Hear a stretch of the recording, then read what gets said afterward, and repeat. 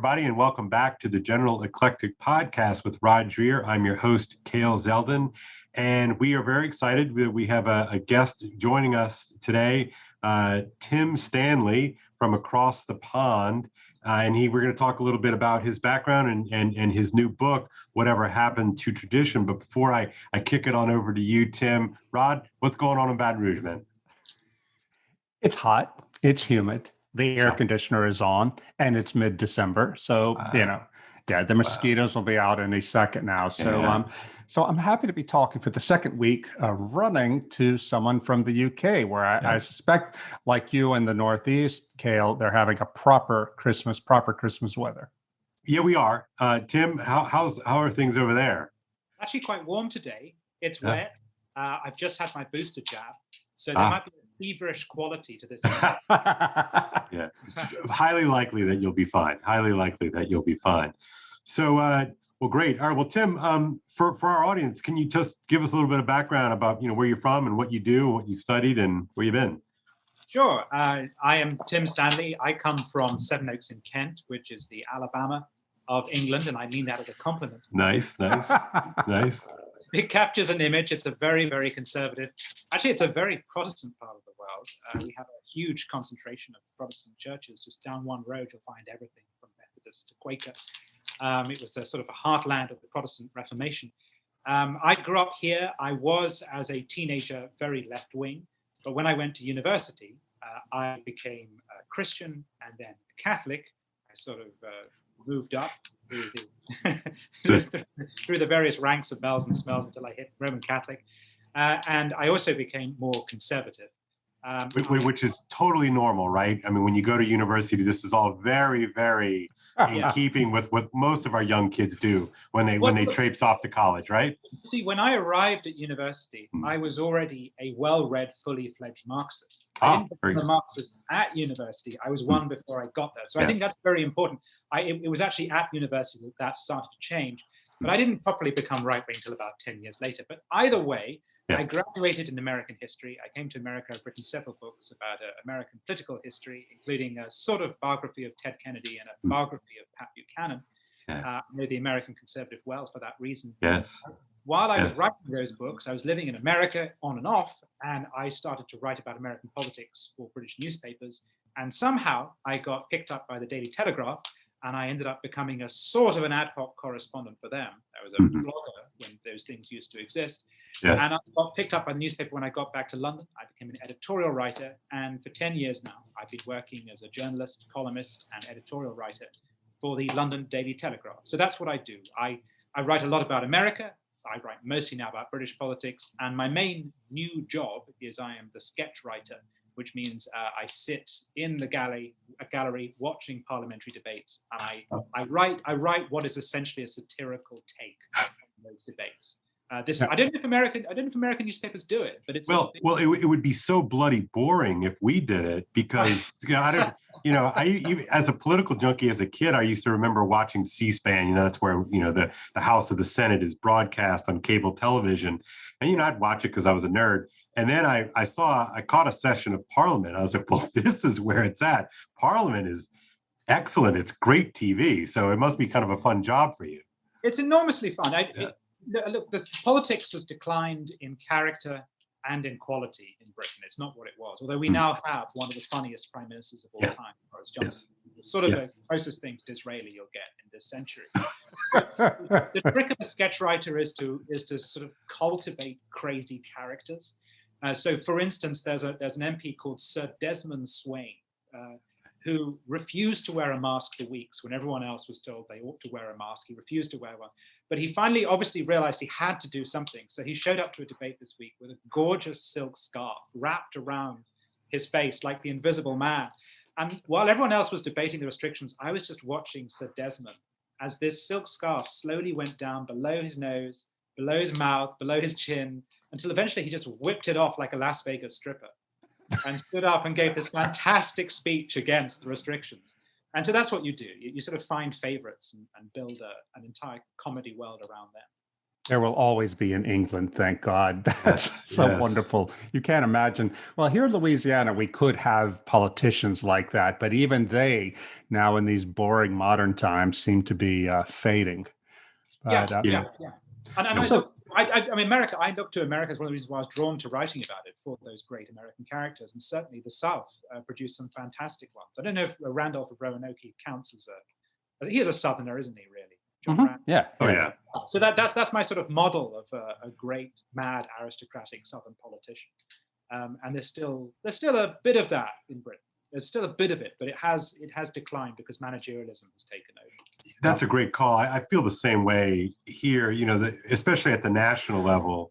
We don't have those kind of characters. Well, I mean, look at the two men that you wrote about, Ted Kennedy and Pat Buchanan. I mean, Pat Buchanan a little bit more buttoned up, but my gosh, I mean, Ted Kennedy is as well. He's as large and crazy as even a small little fraction of those stories about him reveal. And both men significantly are Catholics, and they represent two different social experiences of being Catholic in America. And I think that's part of the reason why they have an intellectual and cultural hinterland.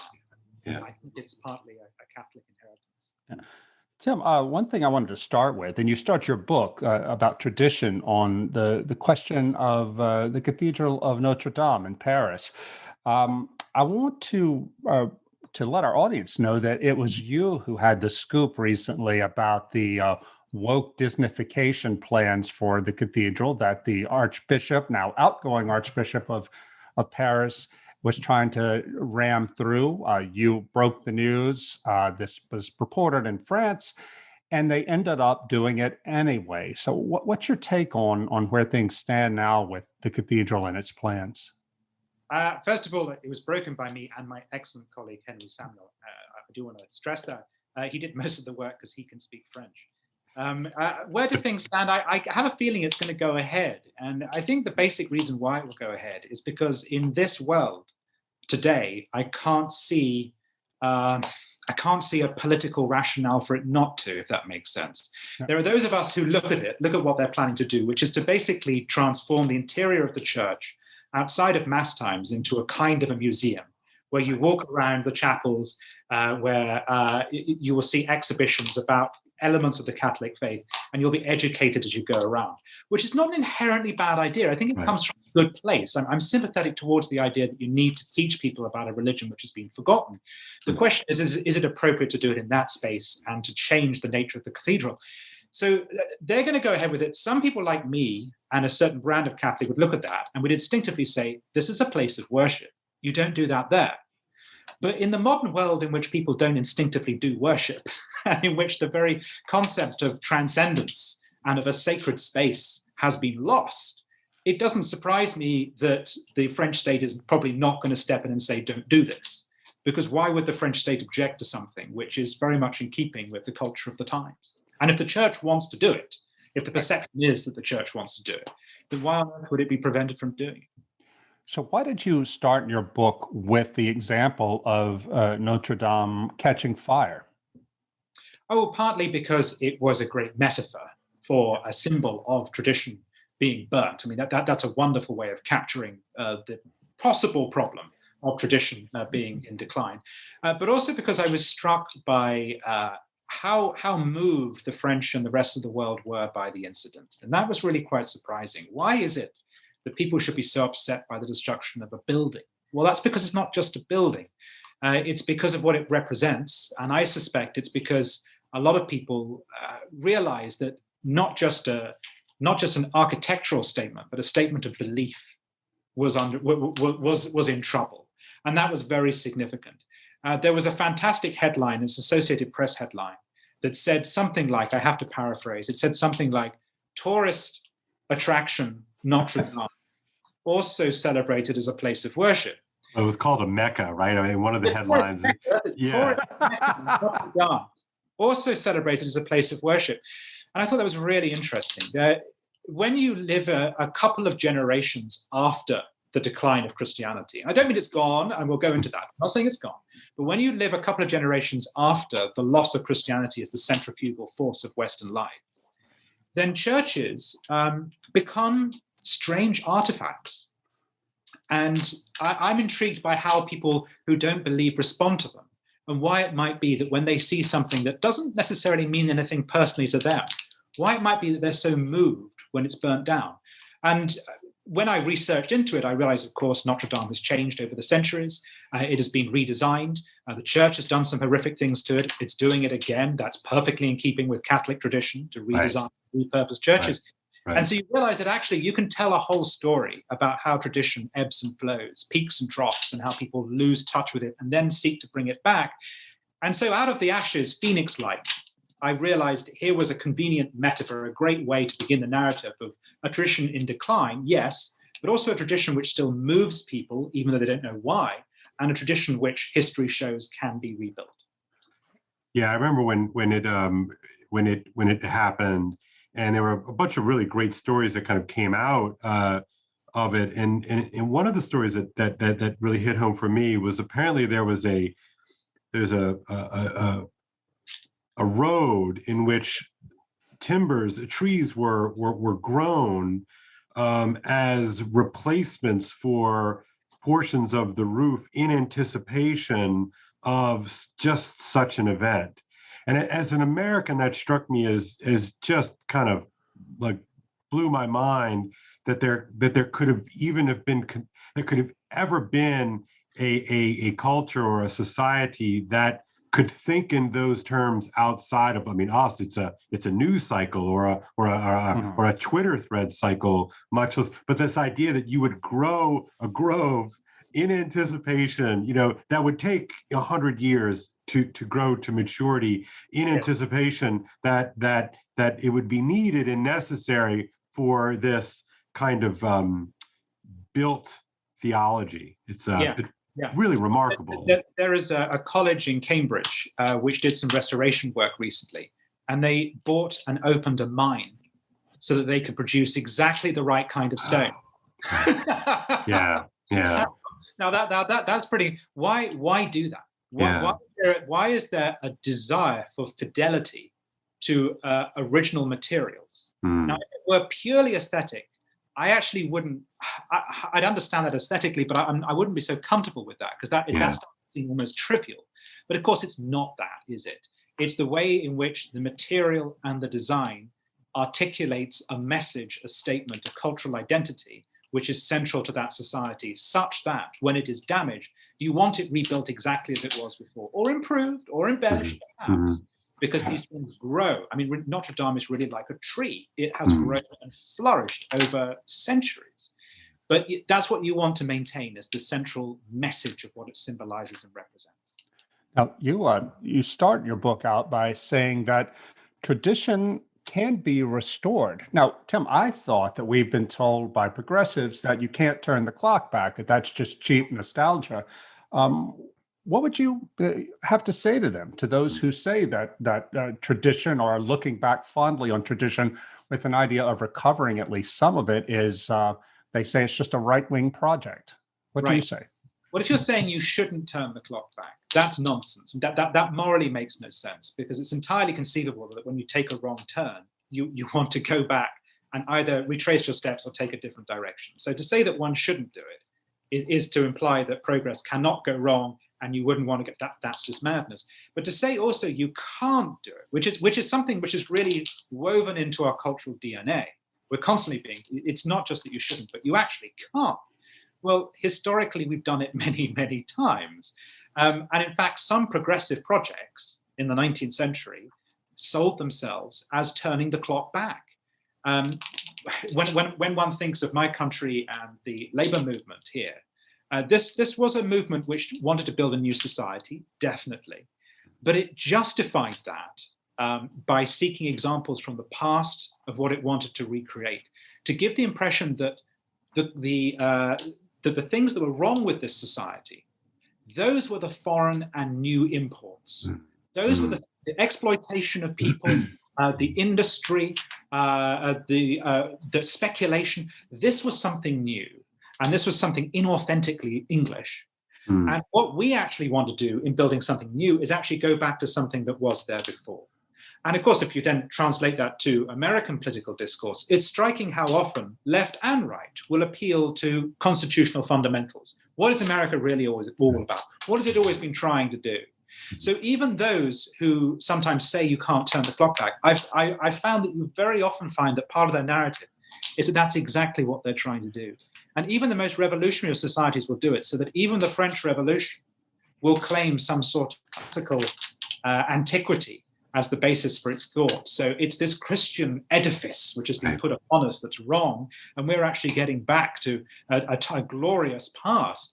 So not only, so progressives are wrong to say you shouldn't, wrong to say you can't, but also they frequently try to do it themselves. I love that part of your book that I think will be unfamiliar to a lot of Americans, this heritage on the British left, on the Labour left of traditionalism. That you brought up William Morris, who is one of my favorite figures from modern English history. He and his circles were on the avant-garde left in their day in the 19th century, but they looked back to the Middle Ages as a time of authenticity. So they were going forward into the past. Yeah, and it's a complex argument. It's important to stress they had no fantasy about, some of them did, but most of them had no fantasy about feudalism, and they didn't desire to bring it back. Mm-hmm. As I say, they wanted to build a new England, and it would be a classless society. It would be a new kind of society. But what they were arguing was that something had been lost in modernity, that there was something before which was more authentic because man had a better relationship to each other, to God, and to the natural environment and to biology. And so they were trying to bring back the best of the past, which was expressed, they thought, in William Morris's case, in artisanship and in creativity. So culture as redemptive. The left today barely talks about culture. The right thinks the left is obsessed with culture. And it may well dominate culture, but it doesn't talk about culture the way it did in the 19th century, which is the idea of culture as an educating thing or an uplifting thing or something that brings you closer to God. That's the way they were talking about culture in the 19th century. I have a question, since I'm ignorant of this, but is there a time in English history in which the left was not Marxist or Marxist influence? Is this what we're talking about? Because my follow-up question to that is, when did the left become progressive and Marxian or neo-Marxian? Right. So if you went to England in the mid 19th century, you would find elements of what we might now call Marxist left thought. Mm-hmm. But that's not the Labour Party. That's different. No. Oh no, the Labour Party is much later in the century. Right. That's what I thought. Yeah. Okay. My point is, you'll find lots of currents. So you will find Jacobinism. You will find atheism and Darwinism. Yeah. You will find adherents of particular social thinkers like Thomas Carlyle, and you will find a school of socialism which pre-existed Marx, right? Which is much closer to French post-revolutionary socialist thought, which is, if anything, anti-industrial. It's more a reaction to social change. Now Marx enters that and is grafted onto that. And it's important because sometimes when people talk about the British Labour Party, they use this phrase, more Methodism than Marx. That's good. I would break that down for our audience. That's interesting. It's not true, but it's not entirely true. There is significant Marxist influence. But it's important also to remember that 1917 had not happened yet, when the British Labour movement is created. So the Marxism, what we think of Marxism today, is actually a very specific detour in the history of Marxist thought, which is Bolshevism and Leninism. Right. So basically, in all of this conversation, yes, there's a bit of Marx, but socialism is so much bigger. And from today's perspective, looking back, some people now would look at 19th century socialists and find them culturally reactionary. Right. Okay. Yeah. This is exactly what I'm trying to figure out here, Tim, is that you talk about sort of a mid-century labor movement in the UK that is almost kind of traditionalist in its aims and the way that it thinks of itself. When did the left become a kind of a self-loathing, a force in which they started to eat at the foundations of the UK? Or another way to phrase that could be, why do so many on the left today, and when did this start, come to be the sort of people who embrace every tradition other than their own, which they despise? How did that happen? That has always been an element. By the way, I should have said there's a distinction between labor movement and labor party. Labor movement is broad socialist trade union. Labor party is very specifically the party. There is always an element of that in the British left. So in the 1920s and 30s, you'd find the Bloomsbury set and you'd find the Fabian set. Right. Very analogous to today's progressives, but they were always an element. And one thing that restrained them was the power of the enormous blue-collar working-class trade union movement, which was far more traditionalist. Now, so there's always an element. When does the Labour Party, and indeed the Labour movement, go full progressive new left?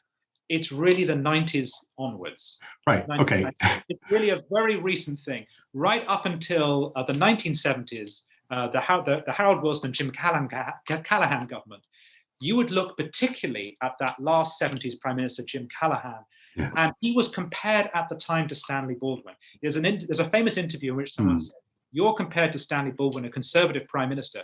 And Callaghan replied by saying, "I regard that as a compliment.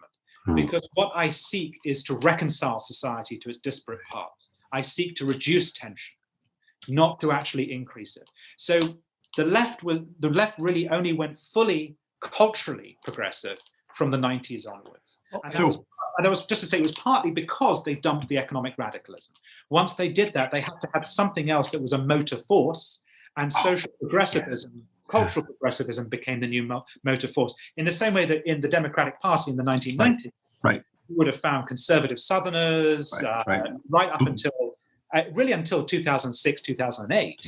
And it's actually that wave that knocked those people out. The party's less interested in economics and more interested in war and social policy.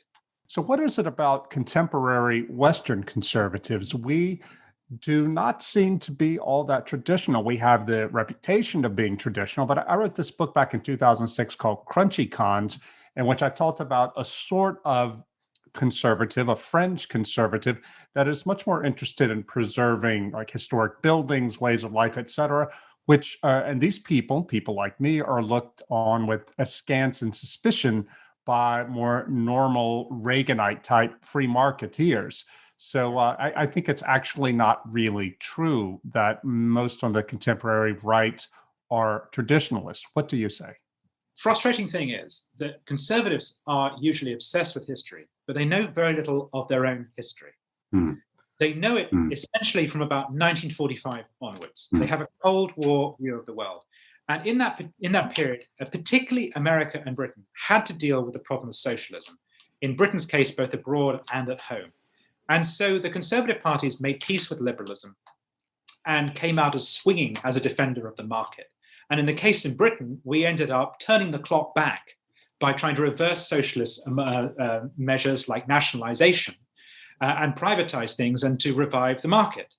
Now, somewhere along the way, Anglo-Saxon or English-speaking conservatives got the idea in their head that that was conservatism. And that conservatism was a listable set of policies that you always use in response to every single problem.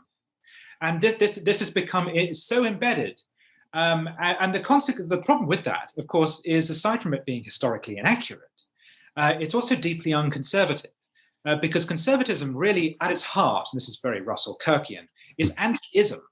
It's anti-ideology, because ideology places something above God, which is one traditionalist perspective, or it's anti-common sense. It's too rationalist. It's anti just simply taste tests and historical experience.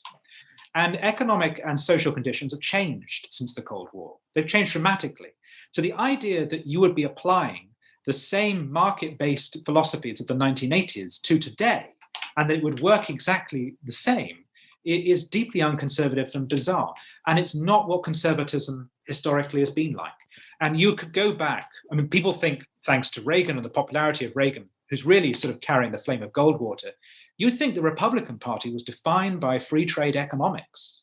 Historically, it's almost the complete opposite. You could go back to the 1920s when the Republican Party looks much more like Trump than it does Reagan. It's in favor of protective tariffs. It's anti-immigration, back then for shamelessly racist reasons rather than economic ones. But then you go a few generations before that, and what is the Republican Party? Before there's the Gilded Age, before that there's Reagan. In other words, this thing evolves because conservatives are supposed to react to change and to try to maintain the best of that which came before. So we just have this unfortunate obsession with the 1980s, which is, as I say, is deeply unconservative. So you talk a good bit about Burke, and is it de Maistre? Yes. As sort of these, I don't want to go down this road too much, but sort of true conservatives, or at least getting at something about conservatism that is missing. Can you go into a little bit of that for our audience? Yeah. Conservatism as something written down really emerges in reaction to things and reaction to events in the 18th century. Mm-hmm. Prior to that time, there is conservative thought. Of course there is, though you might call it reactionary thought. Sure. But by and large, conservatives didn't have to defend things because they weren't systematically under attack in the same way. Mm-hmm. And it was sort of unconservative to seek to defend that which ought to stand on the basis of it existing alone. So the moment, to go all Hegelian, the moment you say, here is the reason why I should be king, you cease to have any authority as king, because your authority should just be accepted. But once the French Revolution's got rid of the king, and once other countries are considering doing it, conservatives start to have to actually defend why you should have a king. So they begin to advance reasonable arguments for things which were previously not entirely taken on reason, but were sort of taken on gut and tradition and experience. Mm-hmm. And so that's what Burke and de Maistre are. They are experiments in reasonably defending that which previously did not need defending. And they do a remarkably good job of it. And as a consequence, they write down certain tenets. Now, I know this sounds contradictory to have previously said that there should be no fixed policies in conservatism, but what there is an instinct. Conservatism is less an ideology than it is a set of prejudices and an instinct. Right. And what Burke and de Maistre say is things like, if it ain't broke, don't fix it. If you do seek to fix it, don't radically change it such that you destroy the entire system that came before. They predict where the French Revolution will go with great accuracy because they base their predictions upon the past and upon historical experience. So they encourage conservatives to use history as a laboratory, to apply almost Enlightenment notions about science. But evidence. Exactly. You apply instead to human history. So they really set this template for how conservatives should react to events. Yeah, I was struck by that. I think that's a great read of Burke and his reflections on the revolution, that he's writing it in 1790. Is that correct? Or he's writing it in the middle of this sort of expanded period of time that we just sort of, in retrospect, call the French Revolution. And I thought that was great that you point out that, as you said, with remarkable insight, he was able to sort of predict where this thing was going to go, almost prophet-like in his ability to discern early on some kind of pattern, not because he had a crystal ball, but that he had a kind of an insight into the past, or really maybe that and an insight into us, as human players. Because the human nature doesn't change. Yeah. Now, again, the liberals, the Enlightenment, it's pro-nature. It wants to get us back to nature, but it also believes mankind can be improved, which is something which socialists later pick up. You change the social conditions, you rewrite man. Man becomes better, society is perfected. And what conservatives say is no. You cannot remove the sin. You cannot change the nature of man. If you tear up all the old rules, you simply unleash anarchy. And anarchy eventually leads to tyranny. Tim, can you explain the difference between fundamentalism and tradition? And can you give us some examples of the two at work to help our listeners understand the distinction you draw in your book? Fundamentalism wants to get back to the basics, back to the original starting point, so that society will look closer to what it was at the beginning and at the origins. Tradition has a different approach towards history. It sees society as evolving and growing. So you don't go right back to the beginning. you build upon that which has come before while remaining loyal to the foundational principles at the beginning. So to use a colorful metaphor in the book, I say that what fundamentalists do is they prune the tree right back to the root, whereas the traditionalists encourage the tree to grow so that you'll see the fruit of the original seed. That's the difference. Now, in our societies today, I went to the Middle East and I found existing side by side two stark examples of that. Yazidism. Yazidis are an ancient religion which is still just about going in northern Iraq and parts of Syria. And that's an example of a tradition, one which is kept faith to itself. It's also adapted to survive. It's changing even now in response to conditions. And next to that, you have the group that tried to wipe out the Yazidis, ISIS, who seek to turn the clock backwards and go all the way back to the very beginning and recreate a sort of fantasy version of the 7th century. And the difference between the two is partly moral, measured in morals and ethics. Yazidism does not seek to impose. Excuse me one second. That's all right. Come on. That's very bad behavior. He's coming to the end of his pig here. Sorry. That's very good. And that the difference is measured in part in morals and ethics, that Yazidism does not seek to impose itself upon anyone, fundamentalism does. And the mistake that ISIS makes, which is so often the case with fundamentalists, is that in trying to get back to those fundamentals, it loses some of the fundamentals of its own faith. Its version of Islam forgets that Islam has developed and has changed since the 7th century, and that there was movement. Even in Muhammad's time, there was movement within Muhammad's Arabia. So if you take the example of slavery, ISIS comes along and says, right, well, there's slavery in the 7th century, so let's recreate slavery. That's preposterous. There was slavery in the 7th century, but if anything, Islam represented an attempt to soften it, obviously putting the world on a path towards eventually abolishing it. If anything, it introduced the basics of essential rights to slaves. So the direction was moving away from slavery. So that's how fundamentalism gets the past and misreads tradition.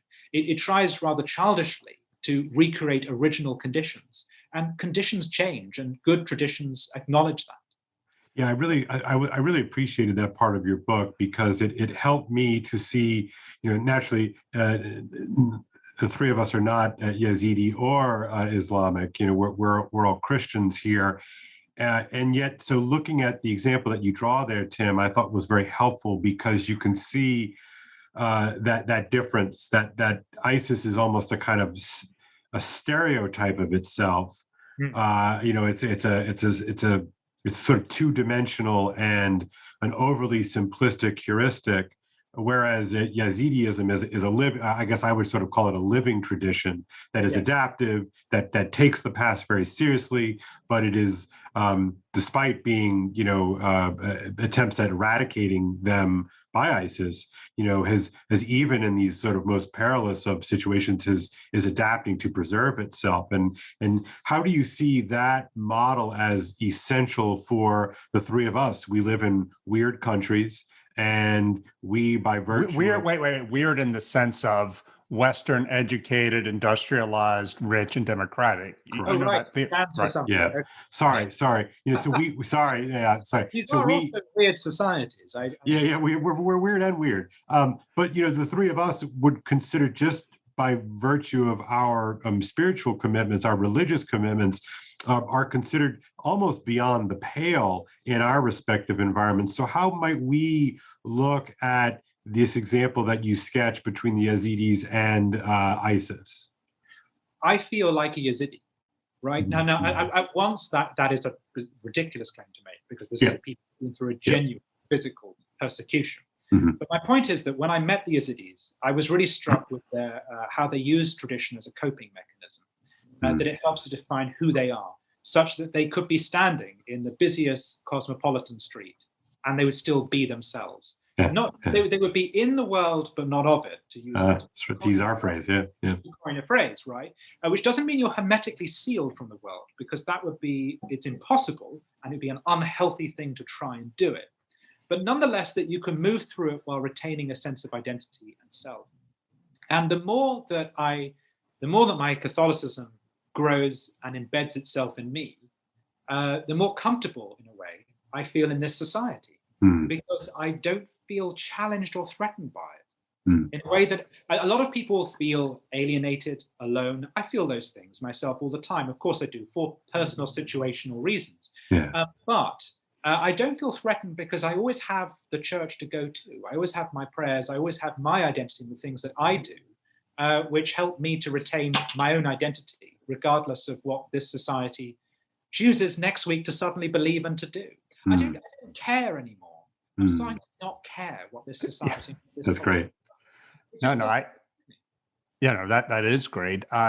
But I get pushback from time to time from people who say, look, you talk about the importance of tradition, but look at you, Roger. You were raised Protestant, you became Catholic, you lost your Catholic faith, then you became Eastern Orthodox. You too, Tim, not born a Catholic. I think that there's a sense, and this is a Charles Taylor point, that we cannot fail to be aware that we are choosing. Even you, Kale, you were born Catholic, you're still Catholic, but it could be otherwise. So why should one choose as we have chosen, Tim?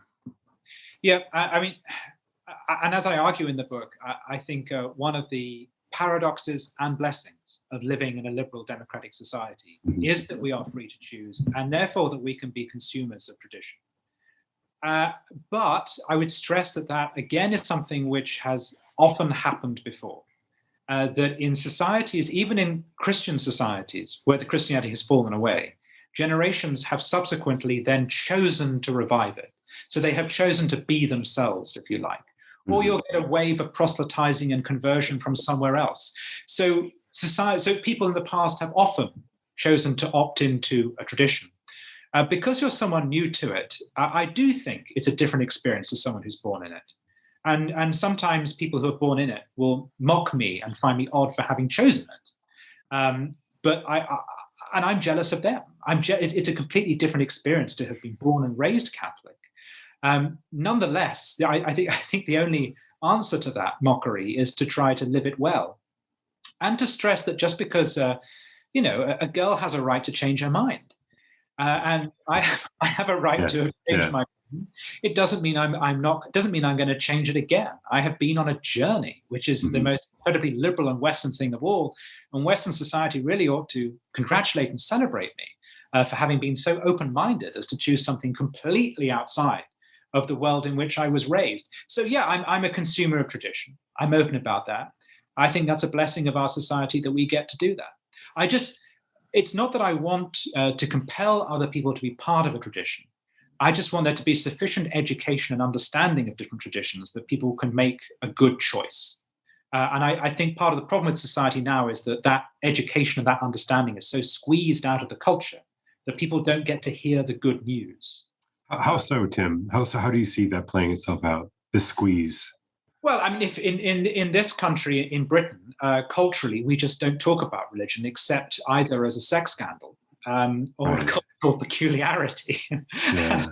and when you do encounter it, it's a strange thing out of the unknown, and that's part of the problem. We don't treat religion as a center of the individual's life, and therefore it's less likely that it'll become so. People don't see what it brings to people. They just see it as a curiosity. Go ahead, Kale. No, you. Just this morning on my blog, I was writing about some new research from the Pew Research Center showing that in the U.S., Christianity continues to decline rapidly, especially among the young, but they're not becoming atheists. They're becoming sort of do-it-yourself spiritualists, a little bit of a cult here, a little Christianity there, maybe a little Buddhism here. How is it possible to be a traditionalist in this kind of environment? Because at least if we were dealing with a hardcore secular materialist, Christopher Hitchens, we would know what we were dealing with and we could have an argument. But in this sort of repaganization of society, how can you even argue about tradition, or how can you even access tradition? First of all, I have to stress again that this has happened before. My own family, my grandparents were Christian spiritualists. which is a hangover of a revolution in Christian practice in the late 19th century, right? So this sort of thing has happened before. How can you flourish? Well, first of all, I think it's intriguing that people don't give up the notion of the other altogether, that they retain a curiosity in something. It's a little frustrating that they sometimes instinctively look beyond their society, but that's because they're constantly told that their society is jaded and wrong and immoral. So so they look for wisdom in the East, for instance. But I think it's really down to those who wish to sell the tradition, to present it to people in an attractive way. And the way that I try and do this, because I do a lot of religious broadcasting in Britain, is I try to appeal first to reason. So I try to show people the utility of faith and explain what it brings to my life and what it could do for them. And then secondly, I appeal shamelessly to the emotion, to the comfort that it brings, and the comfort that comes particularly from structures of belief. So to actually invite people to stop thinking. That's one of the great things about tradition. It is intellectual. You can reason your way into it, but it invites you, if you wish to simply stop thinking and to exist and to be. And I entirely understand why someone would be drawn, for whatever reason you were drawn, but why someone might be drawn to Orthodoxy, because I've been to Russian churches in Russia and I loved it. I think Catholicism in the West has become over-intellectualized. Totally. Made in the 1960s. We've got to make sure that people understand what's going on. Why? I don't always want to understand what's going on. I loved going into a foreign church where I did not have a clue what was happening and where I could just experience the transcendent. I had the same experience. And the fact that people are today choosing spiritualities which are perhaps not terribly intellectual suggests that that's what they are actually looking for. They're looking for experience. Yeah, in a sort of a falling into mystery, to sort of be enveloped and embraced by mystery. It's funny that you bring up, that sort of the foreign language experience. I was in, to this day, one of the most significant liturgical experiences of my life is I was actually in Rome, and this was in the 90s, and all the masses were in the vernacular in Italian, which I barely understood. But you could sort of figure it out. So it wasn't anything spectacular. But then one of my professors took a group of us up to a Russian Rite Catholic church up there by St. John Lateran, and I forget the name of the church, but it was unbelievable. It was it is the closest I've ever felt to being in the heavenly host. It was, it was all those things that my very, very, smart intellectual theology friends would sort of, put their nose up because it's sort of too much. It's too mystical. It's too, nobody knows what's going on, as you sort of alluded to. And it was like perfect for me. It was like I needed something to shut my damn brain off, and I just needed to worship, Oh, yeah. And I think that's a very good point. And this sort of leads into the book that I'm about to start working on, Tim, which is about what exists within the Christian tradition that calls people back and satisfies that urge for an encounter of the numinous, of the mysterious. I see, in my tiny Orthodox parish here in Louisiana, we're seeing this influx of young people, mostly evangelicals, but some Catholics, who are coming because they say, and it's hard for them to articulate why they're there, but they say some variation of, because this seems real. And I think what they're trying to say is this puts them in touch, because of its overwhelming mysticism, with something beyond, with the transcendent. But they don't have the vocabulary for that because they're coming out of traditions or an unsatisfying, in the case of the Catholics, an unsatisfying articulation of the tradition that tells them there is no mystery. Everything is all moralistic and we can figure it all out for you. It's transcendent, but it's also tangible. Yeah, well said. Like one of the best moments in Christianity is St. Thomas sticking his finger in the wound of Christ, right? Yeah. Every human being, we are presented with this utterly irrational, incredible claim of the death and resurrection of Jesus Christ. And there's a part of us that can't quite bring ourselves to believe it. We need to feel it. And if you go into one of those churches, particularly of an Orthodox tradition, you are invited to hear it, to feel it, even to smell it. And that's what that speaks to. Now, post-Reformation, we live in a Protestant culture which is highly literary and intellectual.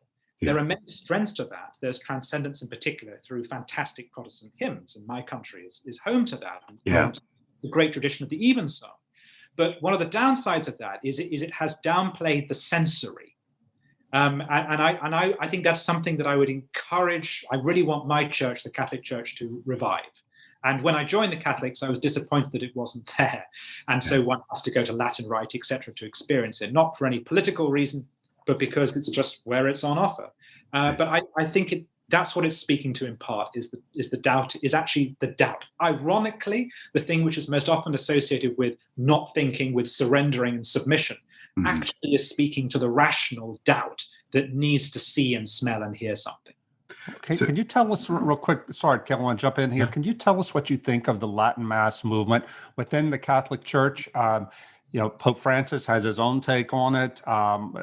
It has been very fruitful in some places, but it has resorted to crankery in other places. What's your take on it? The key thing to understand is that this is not 1962. Right? So there are some Latin Mass conservatives whose politics is still stuck in a weird Vichy place. That's so true. I don't understand and is completely irrelevant to the modern world. And if that's what they want to be, that's fine, but they're doing themselves a disservice.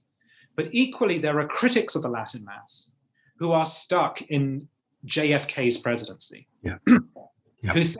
Who think that the world is on it, who think that all trad people are terrible and are wrong and anti-Semites or whatever. The world is moving in a particular direction towards that Pepsi ad. I want to teach the world to sing Coca-Cola, whatever.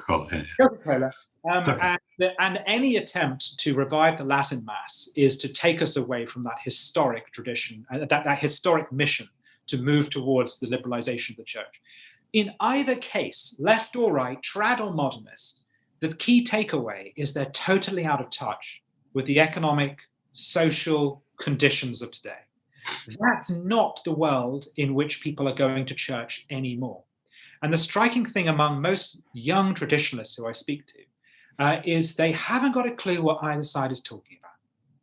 And they just find it really odd, and they just want to be Catholics. And they've been to this Mass, and for whatever reason, they quite like it. And they probably didn't even know who Lefebvre is. No, they don't. They don't.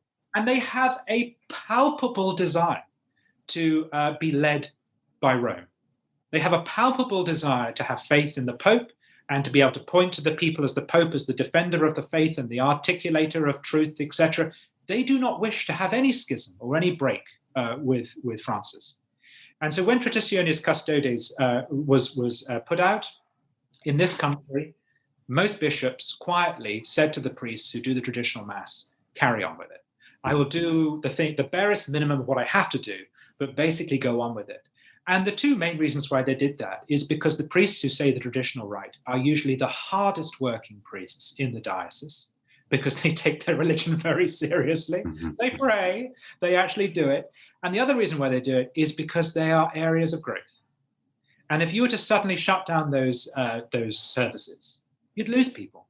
Why on earth would you do that in a church which is struggling to survive and which is losing people every year and which is haunted by the specter of sexual abuse? Why would you go to war with the one bit of the church that's growing? So that's my take on the whole thing. I just don't understand the politics of it. I don't know what it's got to do with Catholicism anymore, and it doesn't reflect the world as it really is. Move on. Well said. No, I like that a lot. Here in the U.S., the Orthodox Church in America is tiny, but we're seeing something similar here. The growth areas in the Orthodox Church are in the American South, where a lot of converts like me are coming in, but you have a sort of ideological left-wing rump in the dying Northeast, which was the original place where Orthodoxy planted itself in America. But for any number of sociological reasons, those parishes are dying, but the liberals want to hold on to it. It's almost as if they would rather be the captain of the Titanic than to allow the ship to sail on under the leadership of the people they consider to be bad. Right. And that's a very untraditional point of view. I mean, there are so many paradoxes in this. The liberals have very often invoked tradition. Liberals have become extraordinary ultramontanism. Sorry, I can't. Yeah, Montanism. Yeah, you're right. Yeah, exactly. They're the ones who now invoke papal authority. And if you have a conversation with them, it's really striking how everything comes back to what the Pope, not just this one, but previous popes has said. There is this really, really strong sense that leadership comes from the Pope. So they will invoke tradition in the early church. And of course, their opponents will invoke tradition pre-62. But really, the truth is, both are right. The church has evolved over time. It has changed. It has often been diverse. And I don't understand why both sides can't grasp that in the present and realize that I'm all for liturgical diversity. I go to the Ordinariate rite, which is an import from Anglicanism, which uses the language of Cranmer. And it's beautiful. Which is beautiful. Yeah, I know. The language is just stunning. And I don't care what the church down the road is doing. So how familiar are you, Tim, with Billy Graham? Oh yes, of course. Right. Okay. So I have this. He sort of was the main, or was the Protestant, was the evangelical pope for years, right? Right. Sorry. And yeah, no, it's okay. And so I'm working on a theory here that that I feel like so many in the churches, but I'm really probably primarily talking about Catholicism. There's this sort of strange, almost Billy Graham envy. And in part, this is sort of the energy that John Paul, whom I adore, John Paul II sort of channeled in his papacy. But this idea that the church could sort of like ride the cultural wave and be this sort of youth movement powerhouse. And I wonder if the church has gotten, in some senses, unmoored, chasing after a kind of relevance. I know that's a little bit of a pat conservative take, but I'm trying to go a little bit deeper than that. But to be kind of a perpetual youth group, rather than just being the church where you go to and you let yourself into the back of a relatively dark building with a red candlelight above the tabernacle, signifying that God is there, and that the world is going to do the world. And when you walk into this space, you're walking out of space and out of time and into what Rod and I talk about as a kind of thin space. And there's been so much energy put into basically being a kind of NGO with a rock star sensibility, which is just so lame, right? As a devotee of rock music, like it's always just so lame and so bad. I wonder, when did the church sort of decide that this is how they were going to do church? Yeah, I guess very interesting. You suggest it began with John Paul II. That may well be true. Of course, the politics was different, such that it was. Of course. But just to say, such that it was genuinely world changing. So to try to channel energy, you're not just trying to encourage young kids to go to church on Sunday. You're also encouraging the people of Haiti to rise up. Yeah, right. Or Poland. The striking thing is that actually that demand for social revolution is actually not there now. It's not people of Cuba rise up, people of China rise up. It's actually not that anymore. That's right. It's a little bit frustrating, to say the least. No, I think you're right. It has to be a bit of both. It has to be both going out into the world and also inviting people to come in. I don't think there has to be a tension between the two things. For me, the frustrating thing is church leaders very often misunderstand what people really want in faith. And some people want a giant rave in a park. Yeah, some people want that. Some people want to feel Jesus-y.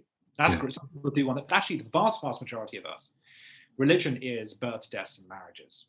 Right? It is the moment of trauma in life, which when people do not have the words to articulate what they're going through, and faith does. And that's the church with the open door. It's also the church which can actively invite people to come in and to evangelize through example, and to show people why belief in Christ can improve their life in this world, but also raise their chances in the next. So it can be active, but really most people seek comfort in faith. And I think you're right, and I think it's a kind of comfort that is not like, the language that we get inundated with right now is sort of the language of acceptance and affirmation. And all of that. And right, I mean, there's a story. I think that doesn't work, because that very often lies. Of course, it very often doesn't speak to people psychologically. Right. Like most people understand what sin is. Yeah, that's right. That's right. But most people understand that mercy is a far more complicated process than mummy or daddy is saying, it's all very well, you're forgiven, darling. Right. Most people understand that. And the church has evolved over thousands of years to handle the gravest of sins. So I agree with you. I don't mean it's just comforting in the sense of no, I know you don't. Prejudices, but you're right. There is a risk that it becomes that. But it shouldn't. Yeah, I don't want to slime you with that. I guess I'm reminded of this. When you think of somebody like Graham Greene, and Graham Greene was, I think it's safe to say, kind of a prickly fellow, and you imagine somebody like him walking into a church here in suburban UK, suburban America, and he would walk in on a Sunday, and number one, it's horribly bright, it's horribly ugly, and there's this guy up there yammering in the banal platitudes that mean absolutely nothing. You think Graham Greene would take one look at that and walk right back out. But what converted a Graham Greene was a lot, going into the back of a church, kind of being left alone with the sort of the church doing its sort of work as we opened up this whole conversation talking about Notre Dame, right? And that when you walk into a space like Notre Dame, as I did in 1999 for the first time, the building instructs you. It's built to orient me and to form me and to generate certain feelings and thoughts. And yes, it's not the same thing as a theology. Yes, it's not the same thing as a catechism. But man, it's almost sort of more than that. Yes, yeah, I agree. It's spectacle. You're witnessing something. That's what a mass is. You're participating, but you're also witnessing.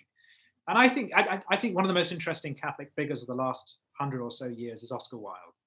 Right? You have someone here. There is an easy story which we are now telling, which is that he sort of lied to himself. He was repressed. Grew up in a terrible. He didn't really know what he really wanted. He's a gay martyr. He's a gay martyr. Well, there's an element of truth in that. But the more interesting and complex story is he was fallen and he knew it. He died utterly excluded on the margins of society. And who was with him at the end? Yeah. His friends and a priest. Yeah. That's the interesting story to me. And that's the kind of story that I've always believed fundamentally the church is there for the marginalized, and I like them among sinners. And so that's who it should be reaching out to. And what drew him, it's partly the romance of the church. It is partly, the being, as you say, being left alone, being witness to something extraordinary and exotic and all those things that would appeal to Oscar Wilde, because he was extraordinary and exotic as well. Yeah. Tim, we're coming to the end of our time here. I want to ask you one last question.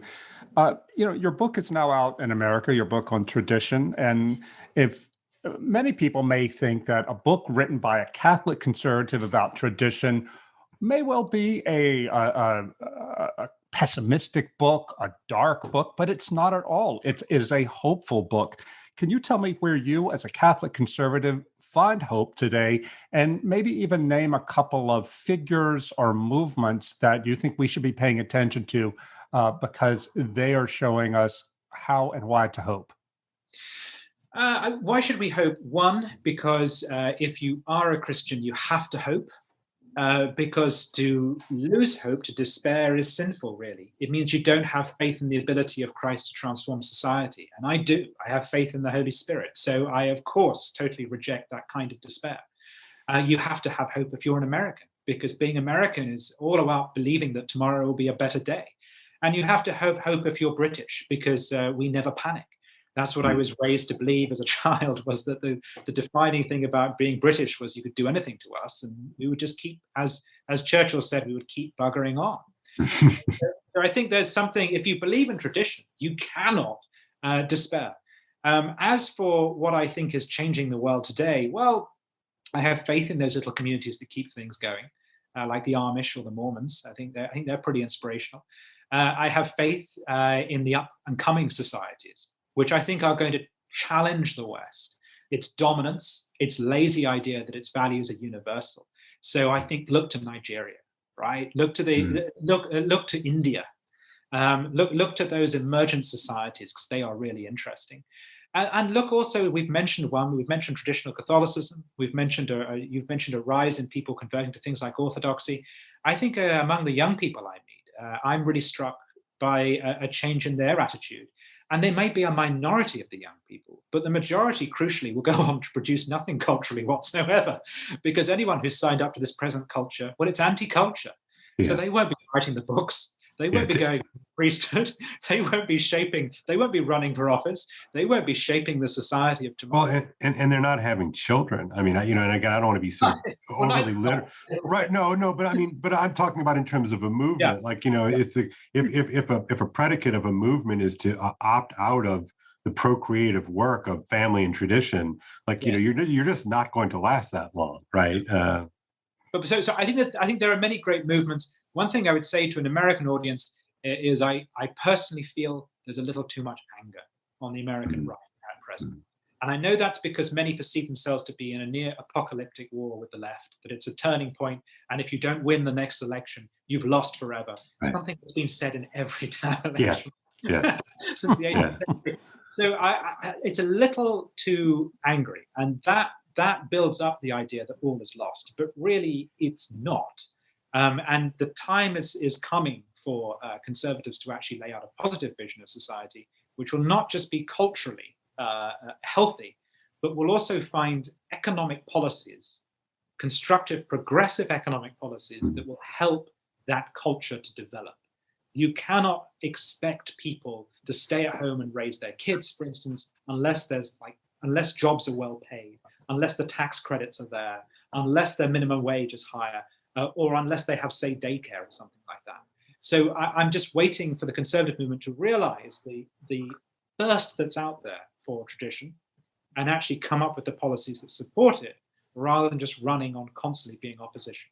Tim, where can our listeners find you online? Oh, they can find me at timothystanley.co.uk, or I write for The Telegraph, or they can look at me on Twitter, but I try and stay off that over Christmas. Yeah. Very good. Well, I should too, but Tim, thanks so much for being with us today. Your book is marvelous. I recommend it to our American readers.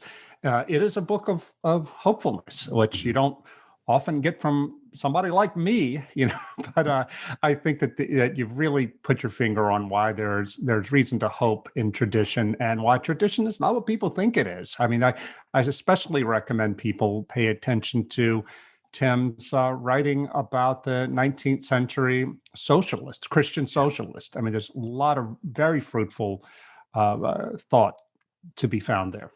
And I just last plug again, same for me, Tim, thanks so much for coming on. This has been fantastic. But just a plug for your book, that what you really kind of key into, and it's something that I think is important, and I know I forget this oftentimes, but how much of a creative force traditionalism is, properly understood. It's dynamic. It's not museums. It's the creation of kind of life. And so I really appreciate that element of tradition that you bring out of the book. So thank you. To that point, Tim's book reminded me of that great saying by Yaroslav Pelikan, the historian of religion, that tradition is the living faith of the dead, but traditionalism is the dead faith of the living. That's fantastic. That's great. All right. Well, Rod, on that note, why don't you send us off? Don't get nothing on you. All right. Take care.